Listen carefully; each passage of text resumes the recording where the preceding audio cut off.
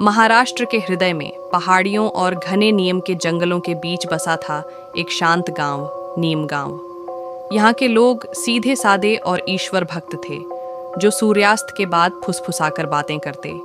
पीढ़ियों से एक अनकहा नियम था, मंदिर की सीमा के बाहर सूरज ढलने के बाद कभी मत जाना। किसी ने कभी वजह पूछने की हिम्मत नहीं की। ये कहानी शुरू होती है जब अनया, एक शहर की पत्रकार, नीम गांव आई। वह यहाँ अजीब गुमशुदगियों की जांच करने आई थी। जवान लड़के बिना कोई निशान छोड़े गायब हो जाते। कभी कभी उनकी गायें सूखी हुई लाशों में बदल जातीं, उनके शरीर बर्फ से सफ़ेद। गांव वाले जंगली जानवरों या डाकुओं को दोष देते, लेकिन अनया को कोई गहरी साजिश महसूस होती। तीसरी रात पुजारी की बेटी मीरा ने अनया को संध्या आरती में बुलाया। पूजा के बाद गरम गुड़ वाले दूध के साथ मीरा ने धीमे स्वर में कहा, रात के अंधेरे में एक औरत आती है। उसकी त्वचा चांदनी जैसी चमकती है और आवाज़ कोयल से भी मधुर। वह खून पीती है। लोग उसे चुड़ैल कहते हैं, लेकिन वह वैसी डरावनी नहीं जितनी खूबसूरत है। इसी वजह से कोई भी आदमी लौट कर नहीं आता। अनया के रोंगटे खड़े हो गए, मगर उसने इसे अंधविश्वास मानकर छोड़ दिया। उस रात चेतावनियों को अनसुना कर अनया मंदिर की सीमा से बाहर कैमरा लेकर चली गई। नीम के पेड़ सरसराते रहे, हवा में चमेली और लोहे जैसी गंध थी। तभी पायल की मध्यम आवाज आई, जैसे संगीत। धुंध के बीच से एक लाल साड़ी में लिपटी एक औरत निकली, चेहरा घूंघट में छिपा हुआ। अनया की सांसें थम गईं। उसका आकर्षण मंत्रमुग्ध कर देने वाला था।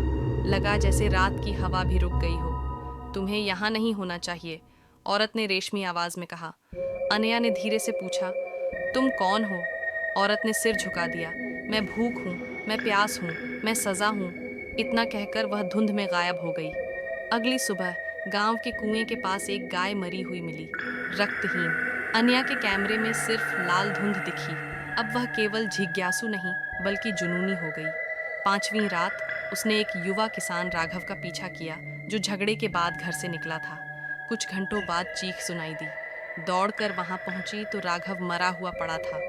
सफ़ेद चेहरा, गले में 2 छोटे छोटे दाग। उसके ऊपर वही लाल साड़ी वाली औरत खड़ी थी। तुम ये क्यों कर रही हो?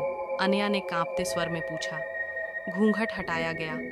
अद्भुत सुंदर चेहरा जिसमें दुख और भूख के सागर थे। मैं श्रापित हूँ, उसने कहा। सदियों पहले मुझसे विश्वासघात हुआ। जिससे प्रेम किया उसी ने मुझे काले देवता को बलि चढ़ा दिया। मैंने दया की भीख मांगी, देवता ने अमर जीवन दिया, लेकिन ऐसी प्यास भी दी जिसे केवल रक्त ही बुझा सकता है। हर पूर्णिमा की रात मुझे पीना पड़ता है। जो मेरे इलाके में आते हैं वे मेरे हो जाते हैं। अनया के मन में डर और दया का संगम हुआ। कोई उपाय नहीं। नियम का जंगल मुझे बांधता है। इसे जला दो, मैं मुक्त हो जाऊंगी या समाप्त हो जाऊंगी। लेकिन ये जंगल केवल मुझे ही नहीं रोकता, और भी बुराइयों को बांधे रखता है। क्या तुम जोखिम उठाओगी? अनया दुविधा में लौट आई। उस रात तूफान ने गांव को घेर लिया। खून और आग के सपनों ने उसे जगाए रखा। सुबह होते ही उसने निर्णय लिया। गांव वालों को इकट्ठा किया। सभी डरे हुए थे, लेकिन अनया के साहस पर विश्वास किया। रात होते ही मशालें लेकर वे जंगल पहुंचे। पेड़ों ने कराहते हुए धुआं छोड़ा।